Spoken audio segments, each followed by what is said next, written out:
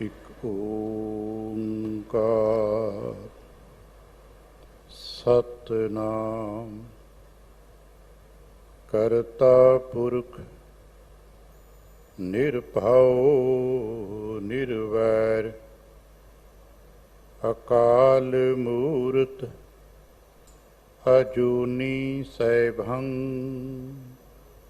ਗੁਰ ਪ੍ਰਸਾਦ। ਇਕ ਮਨ ਪੁਰਖ ਧਿਆਏ ਬਰਦਾਤਾ ਸੰਤ ਸਹਾਰ ਸਦਾ ਵਿਖਿਆਤਾ। ਤਾਸ ਚਰਨ ਲੈ ਹਿਰਦੈ ਬਸਾਵੋਂ ਤਉ ਪਰਮ ਗੁਰੂ ਨਾਨਕ ਗੁਣ ਗਾਵੋਂ। ਤਾਸ ਚਰਨ ਲੈ ਹਿਰਦੈ ਬਸਾਵੋਂ ਤਉ ਪਰਮ ਗੁਰੂ ਨਾਨਕ ਗੁਣ ਗਾਵੋਂ। ਸਤਿਗੁਰੂ ਪਾਤਸ਼ਾਹ ਸਾਹਿਬ ਜੀ ਕੇ ਹਜ਼ੂਰ ਅਦਬ ਤੇ ਭਾਵ ਵਿੱਚ ਜੁੜ ਮਿਲ ਬੈਠੀ ਗੁਰੂ ਰੂਪ ਸਾਧ ਸੰਗਤ ਪਿਆਰ ਸਹਿਤ ਫਤਿਹ ਪ੍ਰਵਾਨ ਕਰਨਾ ਜੀ। ਵਾਹਿਗੁਰੂ ਜੀ ਕਾ ਖਾਲਸਾ ਵਾਹਿਗੁਰੂ ਜੀ ਕੀ ਫਤਿਹ।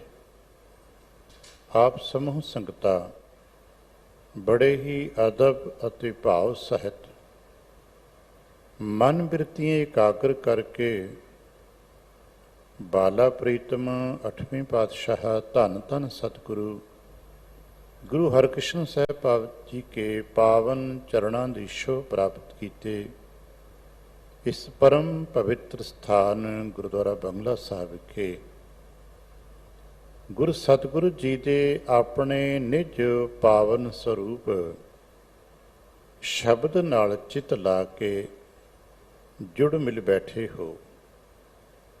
ਪਾਤਸ਼ਾਹ ਗੁਰਦੇਵ ਜੀ ਦੀਆਂ ਬੇਅੰਤ ਮਹਿਰਮਤਾਂ ਤੇ ਵਡਿਆਈਆਂ ਜੋ ਸਤ ਸੰਗਤ ਵਿੱਚ ਸਦਾ ਵਰਤਦੀਆਂ ਨੇ, ਆਪ ਉਹਨਾਂ ਦੇ ਸਾਂਝੀ ਤੇ ਧਾਰਨੀ ਹੋਇਓ। ਕਿਰਪਾਲਤਾ ਕਰਨਾ, ਆਪਣੇ ਨਿਰਮਲ ਹਿਰਦੇ ਚੋਂ ਅਰਦਾਸ ਕਰਨਾ ਜੋ ਗੁਰੂ ਪਾਤਸ਼ਾਹ ਸਾਹਿਬ ਜੀ ਰਹਿਮਤ ਕਰਨ। ਆਪਣੇ ਹੀ ਪਾਵਨ ਸ਼ਬਦ ਦੀ ਵਿਚਾਰ, ਬੋਲਣ ਦਾ ਤਾਣ ਅਤੇ ਵਿਚਾਰ ਦਾ ਪ੍ਰਵਾਹ ਬਖਸ਼ਣ। ਇੱਕ ਵਾਰ ਆਸੀਸ ਦਿੰਦਿਆਂ ਅੰਮ੍ਰਿਤ ਦ੍ਰਿਸ਼ਟੀ ਪਾ ਕੇ ਜਪਣਾ ਜੀ ਸਤਨਾਮ ਸ਼੍ਰੀ ਵਾਹਿਗੁਰੂ। ਗਰੀਬ ਨਿਵਾਸ ਘਟ ਘਟ ਕੇ ਵਾਸੀ ਸ਼੍ਰੀ ਅਕਾਲ ਪੁਰਖ ਵਾਹਿਗੁਰੂ ਜੀ ਦਾ ਕੋਟਾਨ ਕੋਟ ਸ਼ੁਕਰਾਨਾ ਹੈ ਜੋ ਸੱਚੇ ਪਾਤਸ਼ਾਹ ਸਾਹਿਬ ਨੇ ਕਿਰਪਾ ਕੀਤੀ ਹੈ ਸੰਪੂਰਨ ਰਹਿਣ ਆਪਣੇ ਪਿਆਰ ਤੇ ਭਾਣੇ ਵਿੱਚ ਬਤੀਤ ਕਰਾਈ। ਅੰਮ੍ਰਿਤ ਵੇਲੇ ਕੀ ਜਾਗ ਬਖਸ਼ਿਸ਼ ਕੀਤੀ ਤੇ ਇਸ ਵਕਤ ਆਪਣੇ ਪਾਵਨ ਦਰਬਾਰ ਦੀ ਹਾਜ਼ਰੀ ਭਰਨ ਦਾ ਸੁਭਾਗ ਬਖਸ਼ਿਆ। ਸਾਡੇ ਵਾਸਤੇ ਹਰ ਰੋਜ਼ ਬਖਸ਼ਿਸ਼ਾਂ ਦਾ ਦਰ ਖੁੱਲ੍ਹਦਾ ਹੈ, ਅੱਜ ਵੀ ਖੁੱਲ੍ਹਾ ਹੈ ਤੇ ਉੱਥੋਂ ਸੁਨੇਹਾ ਮਿਲਦਾ ਹੈ। ਉਹ ਸਾਡੇ ਲਈ ਸਬਕ ਹੈ। ਜੋ ਸ਼ਬਦ ਅੰਮ੍ਰਿਤ ਵੇਲੇ ਪ੍ਰਾਪਤ ਹੁੰਦਾ ਹੈ, ਸਾਡੇ ਵਡੇਰਿਆਂ ਨੇ ਉਸੇ ਨੂੰ ਸ਼੍ਰੀ ਮੁਖ ਵਾਕ ਕਿਹਾ। ਉਸ ਤੋਂ ਇਲਾਵਾ ਬੇਅੰਤ ਸ਼ਬਦ ਕੀਰਤਨੀਏ ਗਾਉਂਦੇ ਨੇ। ਸੰਗਤ ਇੱਥੇ ਬੈਠ ਕੇ ਕੋਈ ਸੱਜੇ ਕੋਈ ਖੱਬੇ, ਕਿਤੇ ਬੈਠ ਕੇ ਕੋਈ ਜਾਪ ਕਰਦਾ ਹੈ। ਹੋਰ ਕਿਸੇ ਸ਼ਬਦ ਨੂੰ ਅੱਜ ਸ਼੍ਰੀ ਮੁਖ ਵਾਕ ਦਾ ਦਰਜਾ ਨਹੀਂ ਹੈ। ਅੱਜ ਸ਼੍ਰੀ ਮੁਖ ਵਾਕ ਦਾ ਦਰਜਾ ਹੈ ਤੇ ਸਿਰਫ ਉਸ ਪਾਵਨ ਸ਼ਬਦ ਨੂੰ ਜੋ ਪ੍ਰਕਾਸ਼ ਦੇ ਸਮੇਂ ਤੇ ਸਾਨੂੰ ਪ੍ਰਾਪਤ ਹੁੰਦਾ ਹੈ। ਅਰਦਾਸ ਦੇ ਵਿੱਚ ਹਰ ਰੋਜ਼ ਆਪਾਂ ਇੱਕ ਸ਼ਬਦ ਵਰਤੇ, ਇੱਕ ਛੋਟਾ ਜਿਹਾ ਸੈਂਟੈਂਸ ਹੈ, ਸ਼੍ਰੀ ਅੰਮ੍ਰਿਤਸਰ ਸਾਹਿਬ ਜੀ ਕੇ ਦਰਸ਼ਨ ਇਸ਼ਨਾਨ ਦੀ ਮੰਗ ਦਾ। ਤੇ ਦਾ ਭਾਵ ਹੈ ਕਿ ਹਰ ਰੋਜ਼ ਹਰ ਗੁਰਸਿੱਖ ਨੂੰ, ਭਾਵੇਂ ਉਹ ਦੁਨੀਆ ਦੇ ਕਿਸੇ ਵੀ ਕੋਨੇ 'ਤੇ ਰਹਿੰਦਾ ਹੈ, ਬੈਠਦਾ ਹੈ, ਆਪਣੇ ਕਾਰ ਵਿਹਾਰ ਕਰਕੇ ਜਦੋਂ ਉਹ ਸਵੇਰੇ ਉੱਠਦਾ ਹੈ ਤੇ ਸਭ ਤੋਂ ਪਹਿਲਾਂ ਧਿਆਨ ਉਹਦਾ ਕਿੱਥੇ ਜਾਣਾ ਚਾਹੀਦਾ ਹੈ? ਮਨੁੱਖੀ ਫਿਤਰਤ ਹੈ, ਜਿਹੜਾ ਸਭ ਤੋਂ ਸਾਡਾ ਪਿਆਰਾ ਹੋਏਗਾ ਸਾਡਾ ਧਿਆਨ ਉਹਦੇ ਵੱਲ ਜਾਏਗਾ। ਧੀਆਂ ਪੁੱਤਰਾਂ ਵੱਲ ਜਾ ਸਕਦਾ ਹੈ, ਕਿਸੇ ਦਾ ਮਾਪਿਆਂ ਵੱਲ ਜਾ ਸਕਦਾ ਹੈ, ਕਿਸੇ ਦਾ ਕਿਸੇ ਹੋਰ ਸੰਬੰਧ ਵੱਲ ਜਾ ਸਕਦਾ, ਪਤੀ ਪਤਨੀ ਵੱਲ ਜਾ ਸਕਦਾ ਹੈ। ਪਰ ਬਤੌਰ ਗੁਰਸਿੱਖ ਸਾਡਾ ਧਿਆਨ ਕਿੱਥੇ ਜਾਏਗਾ? ਗੁਰੂ ਵੱਲ ਜਾਏਗਾ ਨਾ, ਕਿਉਂਕਿ ਸਿੱਖ ਦਾ ਤੇ ਸੰਬੰਧ ਹੀ ਗੁਰੂ ਦੇ ਨਾਲ ਹੈ। ਜਦੋਂ ਧਿਆਨ ਗੁਰੂ ਵੱਲ ਜਾਏਗਾ ਤੇ ਗੁਰੂ ਸਤਿਗੁਰੂ ਜੀ ਨੇ ਜੋ ਕੇਂਦਰ ਬਣਾ ਕੇ ਦਿੱਤਾ ਹੈ ਸਾਨੂੰ, ਫਿਰ ਉਹ ਕੇਂਦਰ ਤੇ ਬੱਧੋ ਪੁਰਖ ਵਿਧਾਤਾ ਹੈ, ਤਾਂ ਤੋਂ ਸੋਹਿਆ ਵਾਲਾ ਹੀ ਹੋਵੇਗਾ ਨਾ। ਹਰ ਮੰਦਰ ਹਰ ਜਿਉ ਸਾਜਿਆ ਵਾਲਾ ਸਥਾਨ ਹੀ ਹੋਏਗਾ ਨਾ। ਹਰ ਗੁਰਸਿੱਖ ਦਾ ਸਵੇਰੇ ਉੱਠਦਿਆਂ ਉਹਦਾ ਧਿਆਨ ਘੱਟੋ ਘੱਟ ਇੱਕ ਵਾਰ ਤੇ ਸ਼੍ਰੀ ਅੰਮ੍ਰਿਤਸਰ ਸਾਹਿਬ ਦਰਬਾਰ ਸਾਹਿਬ ਜਾਣਾ ਚਾਹੀਦਾ ਹੈ। ਕਿਤਨਾ ਸਮਾਂ ਉਹ ਟਿਕ ਪਾਏਗਾ, ਉਹਦੀ ਮਨੋਬਿਰਤੀ ਧਿਆਨ ਵਿੱਚ ਕਿਤਨਾ ਸਮਾਂ ਉਸ ਆਨੰਦ ਨੂੰ ਮਾਣ ਪਾਏਗੀ, ਇਹ ਆਪੋ ਆਪਣਾ ਹੈ। ਇਹ ਸਾਡੀ ਸਾਰਿਆਂ ਦੀ ਸਮਰੱਥਾ ਹੈ। ਪਰ ਹੁਣ ਤੇ ਸਾਨੂੰ ਵਿਗਿਆਨ ਨੇ ਬੜੀ ਸਹੂਲਤ ਦੇ ਦਿੱਤੀ। ਅਸੀਂ ਉੱਥੇ ਮਹਾਰਾਜ ਜੋ ਬਖਸ਼ਿਸ਼ ਭਰ ਕੇ ਸਾਨੂੰ ਸੁਨੇਹਾ ਦਿੰਦੇ ਨੇ ਸ਼ਬਦ ਦੇ ਰੂਪ ਵਿੱਚ, ਉਹ ਘਰ ਬੈਠੇ ਅਸੀਂ ਸੁਣ ਲੈਂਦੇ ਹਾਂ, ਪੜ੍ਹ ਲੈਂਦੇ ਹਾਂ। ਅੱਜ ਵੀ ਮਹਾਰਾਜ ਨੇ ਕਿਹਾ ਨਾ, ਵਾਹਿਗੁਰੂ ਸਾਹਿਬ ਜੀ ਕੀ ਕਰਦੇ ਨੇ? ਆਪਣੇ ਭਗਤਾਂ ਦਾ, ਆਪਣੇ ਪਿਆਰਿਆਂ ਦਾ ਉਧਾਰ ਕਰਦੇ ਨੇ, ਉਦਾਹਰਣ ਕਰਦੇ ਨੇ। ਵਾਰ ਜੈਤਸਰੀ ਇੱਕ ਬੜਾ ਪਿਆਰਾ ਬਚਨ, ਸੰਤ ਉਦਾਹਰਣ। ਸੰਤ ਉਦਾਹਰਣ, ਸੰਤ ਦਾ ਉਧਾਰ ਹੁੰਦਾ ਹੈ। ਅਸੀਂ ਸਾਰੇ ਜਿਤਨੇ ਜੀ ਇੱਥੇ ਸਤ ਸੰਗਤ ਦੇ ਵਿੱਚ ਨਤਮਸਤਕ ਹੋ ਰਹੇ ਹਾਂ, ਅਸੀਂ ਇਸੇ ਮਾਰਗ ਦੇ ਪਾਂਧੀ ਹਾਂ ਕਿ ਚਲਦਿਆਂ ਚਲਦਿਆਂ ਚਲਦਿਆਂ ਚਲਦਿਆਂ ਅਸੀਂ ਉੱਥੇ ਪਹੁੰਚ ਜਾਈਏ ਜਿੱਥੇ ਸੰਤ ਦਾ ਮੁਕਾਮ ਹੈ, ਜਿੱਥੇ ਭਗਤ ਦਾ ਮੁਕਾਮ ਹੈ। ਉੱਥੇ ਪਹੁੰਚ ਕੇ ਤੇ ਉਧਾਰ ਹੋ ਜਾਏਗਾ। ਜੁਗਤ ਕਿਹੜੀ ਹੈ? ਆਸਰਾ ਕਹਿੰਦਾ ਹੈ। ਜਿਵੇਂ ਛੱਤ ਤੇ ਜਾਣ ਵਾਸਤੇ ਇੱਕ ਜੁਗਤ ਵਰਤੀ ਜਾਂਦੀ ਹੈ, ਪੌੜੀ ਦੀ। ਆਸਰਾ ਪੌੜੀ ਹੁੰਦੀ ਹੈ। ਇੱਥੇ ਆਸਰਾ ਕਿਹੜਾ ਹੈ? ਆਸਰਾ ਗੋਪਾਲ ਕੀਰਤਨ ਹੈ। ਵਾਹਿਗੁਰੂ ਜੀ ਦੇ ਕੀਰਤਨ ਦੇ ਸਦਕੇ ਉਧਾਰ ਹੁੰਦਾ ਹੈ। ਗੱਲ ਪੱਕੀ ਹੈ, ਕੀਰਤਨ ਦੇ ਸਦਕੇ ਬੜਿਆਂ ਦਾ ਉਧਾਰ ਹੋਇਆ, ਕਿਉਂਕਿ ਕੀਰਤਨ ਬਾਣੀ ਕਾ ਹੈ। ਤੇ ਜਦੋਂ ਕੀਰਤਨ ਨੂੰ ਸੁਣਾਂਗੇ, ਕੀਰਤਨ ਦੇ ਨਾਲ ਚਿੱਤ ਲੱਗੇਗਾ, ਤੇ ਸਾਨੂੰ ਕੀ ਮਿਲੇਗਾ? ਸਿਆਣੇ ਦੱਸਦੇ ਨੇ, ਮਹਾਰਾਜ ਨੇ ਦੱਸਿਆ ਕਿ ਜਦੋਂ ਕੋਈ ਕੀਰਤਨ ਸੁਣਦਾ ਹੈ, ਜਦੋਂ ਕੋਈ ਸ਼ਬਦ ਨੂੰ ਸੁਣਦਾ ਹੈ, ਤੇ ਸਾਨੂੰ ਵਾਹਿਗੁਰੂ ਜੀ ਦਾ ਨਾਮ ਪ੍ਰਾਪਤ ਹੁੰਦਾ ਹੈ। ਸੁਣਦਾ ਹੀ ਕੀਰਤਨ, ਉਹ ਮਿਲਦਾ ਨਾਮ ਹੈ। ਤੇ ਨਾਮ ਵਾਹਿਗੁਰੂ ਜੀ ਦਾ, ਨਾਮ ਵਾਹਿਗੁਰੂ ਆਪ ਹੈ। ਤੇ ਫਿਰ ਜਦੋਂ ਧਿਆਨ ਟਿਕੇਗਾ ਗੁਰੂ ਚਰਨਾਂ 'ਚ, ਆਸਰਾ ਕੀਰਤਨ ਹੋਏਗਾ, ਤੇ ਹਿਰਦਾ ਸ਼ਾਂਤ ਹੋਏਗਾ। ਜਿਹਨੂੰ ਅੱਗੇ ਕਹਿੰਦੇ ਨੇ, ਚੰਦਨ ਚਾਂਦਨ ਸ਼ਰਦ ਰੁੱਤ, ਮੂਲ ਨ ਮਿਟੇ ਘਾਮ, ਸ਼ੀਤਲ ਥੀਵੈ ਨਾਨਕਾ। ਜੋ ਪੂਰਨ ਤੌਰ ਤੇ ਸ਼ੀਤਲ ਹੈ ਉਹ ਸੰਤ ਹੈ। ਔਰ ਸੰਤ ਦੀ ਕੋਈ ਵੱਖਰੀ ਵਿਆਖਿਆ ਨਹੀਂ ਹੈ। ਜੋ ਪੂਰਨ ਤੌਰ ਤੇ ਸ਼ੀਤਲ ਹੈ, ਸ਼ਾਂਤ ਹੈ, ਉਹੀ ਸੰਤ ਹੈ। ਤੇ ਉਹਦੀ ਪਰਿਭਾਸ਼ਾ ਚੰਦਨ ਚਾਂਦਨ ਸ਼ਰਦ ਰੁੱਤ, ਮੂਲ ਨ ਮਿਟੇ ਘਾਮ, ਸ਼ੀਤਲ ਥੀਵੈ ਨਾਨਕਾ। ਜਪੰਦੜੋ ਹਰ ਨਾਮ ਹੈ। ਉਹ ਨਾਮ ਤੇਰਾ ਹੈ ਸੱਚੇ ਪਾਤਸ਼ਾਹ। ਤੇ ਜਿਨ ਕੈ ਹਿਰਦੇ ਵਸਿਆ ਮੇਰਾ ਹਰ ਹਰ। ਫਿਰ ਜਿਹੜੇ ਜੀ ਇੱਥੇ ਮੱਥਾ ਟੇਕਣ ਆਏ ਆ ਬੰਗਲਾ ਸਾਹਿਬ ਦੀ ਪਾਵਨ ਸਰਦਲ ਤੇ 8ਵੇਂ ਪਾਤਸ਼ਾਹ ਬਾਲਾ ਪ੍ਰੀਤਮ ਜੀ ਦੇ ਚਰਨਾਂ 'ਚ ਨਤਮਸਤਕ ਹੋਣ ਵਾਸਤੇ ਆਏ ਹੋ, ਤੇ ਫਿਰ ਮਹਾਰਾਜ ਨੇ ਕੀ ਕਿਹਾ? ਜਿਨ ਕੈ ਹਿਰਦੇ ਵਸਿਆ ਮੇਰਾ ਹਰ ਹਰ, ਤਿਨ ਕੇ ਸਭ ਰੋਗ ਗਵਾਏ। ਕਿਉਂਕਿ ਜੋ ਸਾਡਾ ਗੁਰਸਿੱਖੀ ਦਾ ਇੱਕ ਭਾਵਨਾਤਮਕ ਮੰਡਲ ਹੈ, ਉਹਦੇ ਵਿੱਚ ਇੱਕ ਖਿਆਲ ਦ੍ਰਿੜ ਹੈ, ਔਰ ਦ੍ਰਿੜ ਹੋਣਾ ਵੀ ਚਾਹੀਦਾ ਹੈ। ਸ਼੍ਰੀ ਹਰਿਕ੍ਰਿਸ਼ਨ ਧਿਆਈ ਹੈ, ਜਿਸ ਡਿਠੈ ਸਭ ਦੁੱਖ ਜਾਏ। दुख कितों पैदा होंदा? रोग तो। रोग होवे ते दुख पैदा होंदा है। दुख मिटाना है तो रोग मिटाना पएगा। हुण साडे चों किसी नूं कोई रोग होवे, रोग करके पीड़ित हाँ, परेशान हाँ, दुखी हाँ, तो कहते दुख मिटाना है तो भाई रोग मिटाना पएगा। रोग मिट गया तो दुख मिट जाएगा।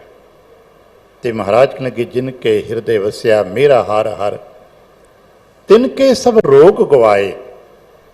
ते जिन्हां दे ये रोग मिट गए ते मुक्त भए। मुक्त हो गए, रोग मुक्त हो गए, बंधन मुक्त हो गए।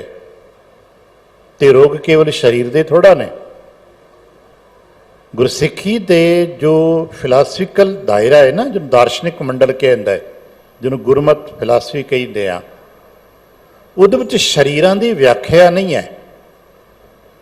व्याख्या साडी है, गुरसिੱਖ ਦੀ व्याख्या है, गुरु की व्याख्या है। किसी आकार की व्याख्या नहीं है, क्योंकि आकार तो बदल जाते हैं। ते असीं ते अंदर शरीर दे विच रहने वाले हाँ ना। शरीर का रोग तो एक छोटी जी गोली खा लेंदे हो तो मिट जाता है, एक टीका लवा लेंदे हो तो मिट जाता है। पर साडा रोग जिहड़ा हौमै रोग मानुख को दीन है, वह कदों मिटदा है? वो तो मिटदा ही नहीं ना। आपनूं एक निक्की जी साखी याद होवेगी। बाला प्रीतम 8वें पातशाह साहब जी दे हजूर श्री कीरतपुर साहब विखे एक व्यक्ति ने आके मत्था टेकिया। महाराज साखियां च लिखते ने कि सेवक लौड़ा वेला है, शाम का वेला है, तो महाराज सैल करन जाते ने। बाला प्रीतम बाल स्वरूप ने, सेवकां ने पालकी चुकी है, महाराज पालकी च विराजमान ने। एक व्यक्ति रोंदा कलपदा होया राह च आ गया। नाम उहदा बसंतर है, जात करके ब्राह्मण है। आण मत्था टेकियो, पुकार कीती, राज खलो गए। हुण राज खलो गया तो सुभावक ही अगे भी आना मंगता है ना। महाराज ने इशारा किया, ले बुला लो भाई। की कहंदा है? बुला लो।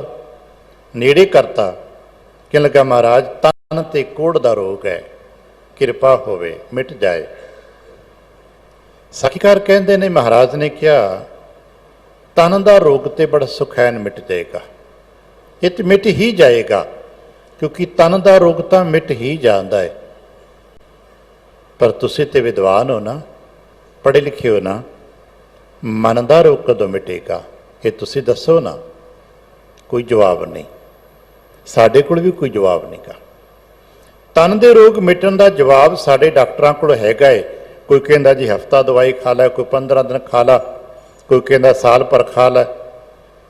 तन के रोग मिटन का समा भी साडे डॉक्टरां कोल हैगा है, पर मन का रोग सानू खुद नहीं पता। ਜਿਹੜੇ 5 ਵੱਡੇ विकार ने उन्होंने जिक्र महाराज ने किया ना, तो देखिया ना हौमै रोग। फिर कहते हैं 5 ही रोग ने अंदर साडे ते, ये साडे अंदर पए नहीं ना। इन्हां तो आसान इत्थे आके मुक्त होना है। ते मुक्त भए जिन हर नाम ते आया, तिन पवित्र परम पद पाए, मेरे राम अर्जन आरोग भए। किदां आरोग हो गए प्यारे, तुहाडे किदां आरोग हो गए बाबा? अज असीं इस संदर्भ दे विच इस पावन शब्द के सदके महाराज नाल गल करते हैं। एक निक्की जोर बेनती करते हैं, आप तो बाणी के बहुत गहरे पाठक हो, बहुत लंबेरे समयां तो आप बाणी पढ़ते हो, सुनते हो, और इत्थे उमदा प्रकृति के विद्वान श्रेष्ठ विद्वान आके विचारां च सांझ पाउंदे ने। रोज़ 11 जापची के नाल सुनेहे देंदे ने गुरु के। पर कदे आपां अपने आप नूं बारीकी नाल वेखीए। इन्हां शब्दां दी लड़ीवार कई बार व्याख्या भी हो चुकी होनी। इत्थे अखरी अर्थ नहीं बदलते होंदे। जदों भी आपां शब्द नूं पढ़दे आ ना, अखरी अर्थ नहीं बदलते, व्याकरणक अर्थ भी नहीं बदलने। फिर बदलता की है? दिन ते बदलता है ना, असीं ते बदलते हैं ना, जमाना ते बदलता है ना, बिरती ते बदलती है ना, ਸੋਚ ਤੇ ਬਦਲਦੀ ਹੈ ਨਾ, ਇਸ ਨੂੰ ਕਹਿੰਦੇ ਨੇ ਸੰਦਰਭ ਬਦਲ ਜਾਂਦਾ ਹੈ। ਪ੍ਰਸੰਗ ਨਹੀਂ ਬਦਲਦਾ ਹੁੰਦਾ, ਪ੍ਰਸੰਗ ਤੇ ਉਹੀ ਹੈ। ਇੱਥੇ ਆਏ, ਸਭ ਨੂੰ ਇੱਕੋ ਹੀ ਪ੍ਰਸੰਗ ਪਤਾ ਹੈ।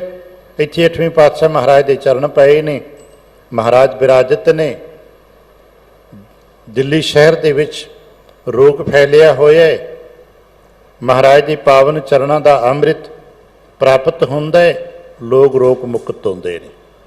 ਹੌਲੀ ਹੌਲੀ ਤਾਦਾਦ ਰੋਗੀਆਂ ਦੀ ਵਧਣ ਲੱਗ ਪਈ ਹੈ। ਇੰਨੀ ਤਾਦਾਦ ਵੱਧ ਗਈ ਕਿ ਕਿਸੇ ਭਾਂਡੇ ਵਿੱਚ ਜਲ ਤਿਆਰ ਕਰਕੇ, ਅੰਮ੍ਰਿਤ ਤਿਆਰ ਕਰਕੇ ਛਕਾਉਣਾ ਔਖਾ ਹੋ ਗਿਆ, ਚਬੱਚਾ ਬਣਾ ਲਿਆ ਗਿਆ। ਮਹਾਰਾਜ ਦੇ ਪਾਵਨ ਚਰਨਾਂ ਦੀ ਛੋਹ ਵਾਲਾ, ਜਿਹਨੂੰ ਚਰਨਾਮ੍ਰਿਤ ਕਹਿੰਦੇ, ਚਬੱਚੇ 'ਚ ਪਾ ਲਿਆ, ਲਾਈਨ ਲਾ ਕੇ ਛਕਾਈ ਜਾਂਦੇ। ਜੋ ਛਕੀ ਜਾਂਦਾ ਉਹ ਠੀਕ ਹੋ ਜਾ। ਅੱਜ ਵੀ ਪ੍ਰਤੀਕ ਵਜੋਂ ਚਬੱਚਾ ਤਿਆਰ ਹੈ। ਪ੍ਰਸੰਗ ਤੇ ਇਹੀ ਹੈ ਨਾ, ਹਮੇਸ਼ਾ ਇਹੀ ਰਹੇਗਾ। ਬਸ ਸੁਣ ਥੋੜਾ ਬਹੁਤਾ ਵਾਧਾ ਘਾਟਾ ਕੋ ਕਰ ਲੇਗਾ, ਪ੍ਰਸੰਗ ਨਹੀਂ ਬਦਲੇਗਾ। ਹਰ ਰੋਜ਼ ਤਾਂ ਇਹੀ ਰਹੇਗਾ, ਪਰ ਸੰਦਰਭ ਬਦਲੇਗਾ, ਸਾਡੀ ਮਨੋਬਿਰਤੀ ਬਦਲੇਗੀ। ਅਸੀਂ ਕੱਲ ਕੁਝ ਹੋਰ ਸਾਂ, ਅੱਜ ਕੁਝ ਹੋਰ ਆ। ਸਿਆਣੇ ਤੇ ਮੰਨਦੇ ਨੇ ਕਿ ਹਰ ਪਲ ਸਾਡੀ ਮਨੋਬਿਰਤੀ ਬਦਲਦੀ ਰਹਿੰਦੀ ਹੈ। ਤੇ ਸ਼ਬਦ ਵੀ ਗੁਰਬਾਣੀ ਦੇ ਵਿਆਕਰਣ ਪੱਖ ਦੇ ਨਾਲ, ਜੋ ਸ਼ਬਦਕੋਸ਼ ਹੈ ਉਸ ਪੱਖ ਦੇ ਨਾਲ ਅਰਥ ਉਹੀ ਰਹਿੰਦੇ ਨੇ, ਉਹ ਨਹੀਂ ਬਦਲਨੇ। ਫਿਰ ਬਦਲਣਾ ਕੀ ਹੈ? ਅਸੀਂ ਤੁਸੀਂ ਬਦਲੇ ਹੋਏ ਆ, ਤੇ ਅਸੀਂ ਤੁਸੀਂ ਬਦਲਣ ਵਾਸਤੇ ਹੀ ਇੱਥੇ ਬੈਠੇ ਹੋਏ ਆ। ਅਸੀਂ ਆ ਕੇ ਜੋ ਇੱਥੇ ਬੈਠੇ ਆ ਨਾ, ਅਸੀਂ ਬਦਲਾਅ ਲੈਣ ਲਈ ਬੈਠਦੇ ਆ। ਅਸੀਂ ਚਾਹੁੰਦੇ ਹਾਂ ਕਿ ਸਾਨੂੰ ਇੱਥੇ ਚੇਂਜ ਮਿਲੇ, ਬਦਲਾਅ ਮਿਲੇ। ਆ ਹੁਣੇ ਥੋੜੀ ਦੇਰ ਪਹਿਲਾਂ ਆਸਾ ਕੀ ਵਾਰ ਦਾ ਕੀਰਤਨ ਹੋ ਰਿਹਾ ਸੀ। ਆਸਾ ਕੀ ਵਾਰ ਦੇ ਕੀਰਤਨ ਵਿੱਚ ਬੜਾ ਪਿਆਰਾ ਜਿਹਾ ਸ਼ਲੋਕ ਆਰੰਭਤਾ ਵਿੱਚ ਪੜ੍ਹਿਆ ਜਾਂਦਾ ਹੈ। ਬਲਿਹਾਰੀ ਗੁਰ ਆਪਣੇ ਦਿਹਾੜੀ ਸਦਵਾਰ। ਜਿਹਨੂੰ ਅੱਖਰੀ ਅਰਥ ਕਰੀਏ, ਭਾਵ ਕਰੀਏ, ਮੈਂ ਆਪਣੇ ਗੁਰੂ ਤੋਂ ਬਲਿਹਾਰ ਜਾਂਦਾ ਹਾਂ। ਕਿੰਨੀ ਵਾਰ ਬਲਿਹਾਰ ਜਾਏਗਾ? ਚਲੋ ਸਾਡੇ ਕੋਲ ਬਲਿਹਾਰ ਜਾਣ ਦੀ ਕੋਈ ਹੋਰ ਵੱਖਰੀ ਜੁਗਤ ਨਹੀਂ ਹੈ, ਮੱਥਾ ਟੇਕ ਲੈਂਦੇ ਹਾਂ। ਸਾਡੇ ਕੋਲ ਤੋਂ ਵੱਧ ਕੁਝ ਹੈ ਨਹੀਂ। ਆਏ, ਮੱਥਾ ਟੇਕਿਆ, ਪਰਿਕਰਮਾ ਕੀਤੀ, ਅਸੀਂ ਇਸ ਨੂੰ ਕਹਿ ਲੈਂਦੇ ਕਿ ਮਹਾਰਾਜ ਸਿੱਤਲੇ ਬਲਿਹਾਰ ਜਾਣੇ ਤੇਰੇ ਤੋਂ। ਅੱਛਾ, ਕਿੰਨੀ ਵਾਰ ਬਲਿਹਾਰ ਜਾਏਗਾ? ਸਮੇਥੋਂ ਤੁਹਾਥੋਂ ਕੋਈ ਪੁੱਛ ਲੈ ਗਿਆਨੀ, ਕਿੰਨੀ ਵਾਰ ਬਲਿਹਾਰ ਜਾਏਗਾ? ਅਸੀਂ ਕਹਾਂਗੇ ਸਵੇਰੇ ਆਏ, ਮੱਥਾ ਟੇਕਿਆ, ਦਿਹਾੜੀ 'ਚ ਇੱਕ ਵਾਰੀ ਦਰਸ਼ਨ ਕਰਨੇ ਚਾਹੀਦੇ, ਇੱਕ ਵਾਰ ਮੱਥਾ ਟੇਕ ਲਿਆ। ਮਰਿਆਦਾ 'ਚ ਲਿਖਿਆ 2 ਵਾਰੀ ਘੱਟੋ ਘੱਟ ਆਇਆ ਕਰੋ, ਸਵੇਰੇ ਸ਼ਾਮ ਆ ਜਾਓਗੇ। ਪਰ ਮਹਾਰਾਜ ਕਹਿਣ ਲੱਗੇ ਨਹੀਂ, ਦਿਹਾੜੀ ਸਦਵਾਰ, 100 ਵਾਰੀ, ਸੈਂਕੜੇ ਵਾਰੀ। ਇੱਕ ਦਿਨ ਵਿੱਚ ਜੇ ਮੈਨੂੰ ਵਕਤ ਮਿਲੇ, ਜੇ ਹੱਕ ਮਿਲੇ, ਹਕੂਕ ਮੇਰਾ ਬਣੇ, ਤੇ ਮੈਂ ਦਿਹਾੜੀ 'ਚ ਸੈਂਕੜੇ ਵਾਰੀ ਆਪਣੇ ਗੁਰੂ ਤੋਂ ਬਲਿਹਾਰ ਜਾਵਾਂ, ਸੈਂਕੜੇ ਵਾਰੀ। ਬੇਸ਼ੱਕ ਮੈਨੂੰ ਇਹ ਵੀ ਪਤਾ ਹੈ ਕਿ ਮੈਂ ਇੱਕ ਵਾਰੀ ਵੀ ਵਾਰਨੇ ਨਹੀਂ ਜਾ ਸਕਦਾ। ਆਪਨੇ ਤੇ ਪੜ੍ਹਿਆ ਹੋਣਾ ਹੈ ਨਾ, ਵਾਰਿਆ ਨਾ ਜਾਵਾ ਇੱਕ ਵਾਰ। ਬੇਸ਼ੱਕ ਮੈਨੂੰ ਪਤਾ ਹੈ ਕਿ ਮੈਂ ਇੱਕ ਵਾਰੀ ਵੀ ਤੁਹਾਡੇ ਤੋਂ ਵਾਰਨੇ ਨਹੀਂ ਜਾ ਸਕਦਾ, ਪਰ ਫਿਰ ਵੀ ਸੈਂਕੜੇ ਵਾਰੀ ਮੈਂ ਤੁਹਾਡੇ ਤੋਂ ਕੁਰਬਾਨ ਜਾਵਾਂ, ਬਲਿਹਾਰ ਜਾਵਾਂ। ਕਿਉਂ ਭਾਈ? ਕੀ ਮਿਲੇਗਾ ਤੈਨੂੰ? ਅੱਜ ਇਤਨੇ ਨਿਤਾ ਪ੍ਰਤੀ ਨਿਤਨੇਮੀ ਆਉਂਦੇ, ਕਿਉਂ ਆਉਂਦੇ ਹੋ? ਕਿਉਂ ਬੈਠਦੇ ਹੋ? ਤੇ ਜਵਾਬ ਅਸੀਂ ਤੁਸੀਂ ਆਪਣਾ ਆਪਣਾ ਦੇ ਦਿਆਂਗੇ। ਹੋ ਸਕਦਾ ਮੇਰਾ ਤੇ ਤੁਹਾਡਾ ਜਵਾਬ ਅਲੱਗ-ਅਲੱਗ ਹੋਵੇ, ਪਰ ਮਹਾਰਾਜ ਨੇ ਜੋ ਜਵਾਬ ਤੇ ਰੋਜ਼ ਪੜ੍ਹਦੇ ਹੋ, ਰੋਜ਼ ਸਾਂਝਾ, ਕਿਉਂਕਿ ਜਿਨ ਮਾਨੁਸ਼ ਤੇ ਦੇਵਤੇ ਕੀ ਹੈ। ਜਿਹੜਾ ਬਦਲ ਦਿੰਦਾ ਹੈ, ਬਦਲਾਵ ਦਿੰਦਾ ਹੈ, ਮੈਨੂੰ ਬਦਲ ਦੇਗਾ। ਕੀ ਬਣਾ ਦੇਗਾ? ਜਿਹੜਾ ਮੈਨੂੰ ਦੇਵਤਾ ਬਣਾ ਦਿੰਦਾ ਹੈ। ਮੈਂ ਇਸ ਕਰਕੇ ਇੱਥੇ ਮੱਥਾ ਟੇਕ ਕੇ ਬੈਠ ਜਾਣਾ ਕਿ ਮੈਨੂੰ ਦੇਵਤਾ ਬਣਾ ਦੇਗਾ, ਅੱਜ ਨਹੀਂ ਤੇ ਕੱਲ ਬਣਾਏਗਾ। ਹੁਣ ਇਹ ਦੇਵਤਾ ਉਹ ਦੇਵ ਨਹੀਂ ਜੋ ਸੀ ਇਤਿਹਾਸ ਦੇਵ ਲੋਕ ਦੇ, ਉਹ ਦੇਵਤਾ ਨਹੀਂ। ਇੱਥੇ ਦੇਵਤਾ ਬਣੇਗਾ ਜਿਹਦੀ ਪ੍ਰਕਿਰਤੀ ਦੇਵੀ ਹੋਏਗੀ, ਜਿਹਦੇ ਅੰਦਰ ਦੇਵ ਵਸ ਜਾਏਗਾ। ਸਾਡੇ ਘਰ ਆਪ ਜੀ ਕਈ ਵਾਰ ਸੁਣਦੇ ਹੋ, ਪੜ੍ਹਦੇ ਹੋ, ਬਾਬਾ ਲਹਿਣਾ ਜੀ ਮੱਥਾ ਟੇਕਦੇ ਨੇ ਕਿ ਸਰੀਰ ਬਦਲਦਾ ਹੈ, ਕਿ ਬਾਬਾ ਲਹਿਣਾ ਜੀ ਦਾ ਸਰੀਰ ਬਦਲਿਆ? ਤੇ ਜਵਾਬ ਹੈ ਨਹੀਂ। ਫਿਰ ਕੀ ਬਦਲ ਗਿਆ? ਜਦੋਂ ਗੁਰੂ ਨਾਨਕ ਸਾਹਿਬ ਜੀ ਨੇ ਸ਼ਬਦ ਦੀ ਦਾਤ ਬਖਸ਼ਿਸ਼ ਕੀਤੀ ਹੈ ਤੇ ਲਹਿਣੇ ਤੋਂ ਅੰਗਦ ਹੋ ਗਏ ਨੇ, ਤੇ ਕੀ ਬਦਲਿਆ ਉਹਨੇ? ਉਹਨਾਂ ਦਾ ਅੰਦਰ ਬਦਲ ਗਿਆ ਹੈ। ਅੰਗਦ ਪ੍ਰਗਟ ਹੋ। ਅੱਜ ਬਾਬਾ ਬੰਦਾ ਸਿੰਘ ਬਹਾਦਰ ਜੀ ਦਾ, ਜਿਨ੍ਹਾਂ ਦਾ ਪੂਰਨ ਨਾਮ ਗੁਰਬਖਸ਼ ਸਿੰਘ ਜੀ ਹੈ, ਜਨਮ ਦਿਨ ਕਹਿੰਦੇ ਨੇ। ਜਦੋਂ ਪਾਤਸ਼ਾਹ ਦਸ਼ਮੇਸ਼ ਜੀ ਦੇ ਚਰਨਾਂ ਦੀ ਛੋਹ ਪ੍ਰਾਪਤ ਹੋਈ, ਉਸ ਦਿਨ ਤੱਕ ਧਿਆਨ ਚ ਲਿਆਉਣਾ ਕਿਤੇ। ਹਜ਼ੂਰ ਸਾਹਿਬ ਦੀ ਪਾਵਨ ਧਰਤੀ ਹੈ ਨਾਂਦੇੜ ਦੀ। ਪਾਤਸ਼ਾਹ ਦਸ਼ਮੇਸ਼ ਸਾਹਿਬ ਜੀ ਦੇ ਪਾਵਨ ਚਰਨਾਂ ਦੀ ਛੋਹ ਪ੍ਰਾਪਤ ਹੁੰਦੀ ਹੈ, ਉਹਦਾ ਬਦਲਾਵ ਆ ਜਾਂਦਾ। ਅਸੀਂ ਕਹਿੰਦੇ ਬਦਲ ਜਾਂਦਾ। ਕੀ ਬਦਲਿਆ? ਉਹਦੀ ਕੱਦ ਕਾਠੀ ਬਦਲ ਗਈ ਹੈ, ਸਰੀਰ ਦਾ ਬਲ ਬਦਲ ਗਿਆ, ਚਿਹਰਾ ਮੋਹਰਾ ਬਦਲ ਗਿਆ? ਨਹੀਂ, ਕੁਛ ਨਹੀਂ ਬਦਲਿਆ ਨਾ। ਸਰੀਰ 'ਚ ਜਿਹੜਾ ਬਲ ਪਹਿਲਾਂ ਸੀ ਉਹ ਵੀ ਰਿਹਾ, ਬਲਕਿ ਵੱਧ ਗਿਆ। ਜੋ ਕੱਦ ਕਾਠੀ ਸੀ ਉਹ ਹੀ ਰਹੀ, ਜੋ ਚਿਹਰਾ ਮੋਹਰਾ ਸੀ ਉਹ ਹੀ ਰਿਹਾ। ਤੇ ਬਦਲਿਆ ਕੀ? ਉਹਨੇ ਇੱਕ ਬੜਾ ਪਿਆਰਾ ਜਿਹਾ ਬਚਨ ਕਿਹਾ ਸੀ, ਜੋ ਸਾਡੇ ਵਡੇਰਿਆਂ ਨੇ ਸਾਡੇ ਤੱਕ ਪਹੁੰਚਾਇਆ।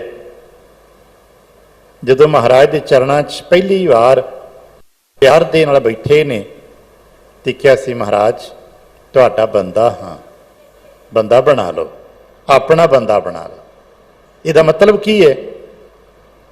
ਉਸ ਪਲ ਤੋਂ ਪਹਿਲਾਂ, ਪਾਤਸ਼ਾਹ ਦਸ਼ਮੇਸ਼ ਜੀ ਦੇ ਚਰਨਾਂ ਦੀ ਛੋਹ ਦੇ ਉਸ ਸੁਨਹਿਰੀ ਪਲ ਤੋਂ ਪਹਿਲਾਂ ਸਰੀਰ ਤੇ ਇਨਸਾਨ ਵਾਲਾ ਹੈ, ਪਰ ਕੰਮ ਬੰਦੇ ਵਾਲੇ ਨਹੀਂ ਗੇ। ਕੰਮ ਉਹ ਨੇ ਜੋ ਮਨੁੱਖਤਾ ਦੇ ਪੱਧਰ ਤੋਂ ਨੀਵੇਂ ਡਿੱਗ ਪਏ ਨੇ। ਹੰਕਾਰ ਦੀ ਬਿਰਤੀ ਭਰ ਗਈ ਹੈ ਤੇ ਆਪਣੇ ਹੰਕਾਰ ਨੂੰ ਪ੍ਰਗਟ ਕਰਨ ਦੀ, ਸ਼ੋਅ ਅਪ ਕਰਨ ਦੀ ਬਿਰਤੀ ਭਰ ਗਈ ਹੈ। ਚਰਨਾਂ 'ਚ ਹਾਜ਼ਰ ਹੋ ਕੇ ਕਹਿੰਦੇ ਨੇ, ਮਹਾਰਾਜ ਬੰਦਾ ਹਾਂ ਤੁਹਾਡਾ, ਤੇ ਅਸੀਂ ਥੋੜਾ ਜਿਹਾ ਕਿਨੇ ਬੰਦਾ ਬਣਾ ਲਓ। ਤੇ ਮਹਾਰਾਜ ਨੇ ਫਿਰ ਕਿਹਾ, ਠੀਕ ਹੈ, ਅੱਗੇ ਜਾਣਾ ਹੈ? ਹਾਂ ਮਹਾਰਾਜ ਤੁਹਾਡਾ ਬੰਦਾ ਹਾਂ। ਅੰਮ੍ਰਿਤ ਕੀ ਦਾਤ ਮਿਲ ਗਈ। ਹੁਣ ਉਹਨੂੰ ਕੀ ਨਾਮ ਲਿਆ? ਗੁਰਬਖਸ਼। ਅਸੀਂ ਤਾਂ ਚਲੋ ਉਸ ਬੰਦੇ ਤੋਂ ਬੰਦਾ ਸਿੰਘ ਕਹਿੰਦੇ ਆ ਨਾ, ਤੇ ਉਹਨਾਂ ਕਿਹਾ ਮਹਾਰਾਜ ਤੁਹਾਡਾ ਬੰਦਾ। ਅਸੀਂ ਤਾਂ ਉਹੀ ਪ੍ਰਸਿੱਧ ਕੀਤਾ ਨਾ ਬੰਦਾ ਸਿੰਘ।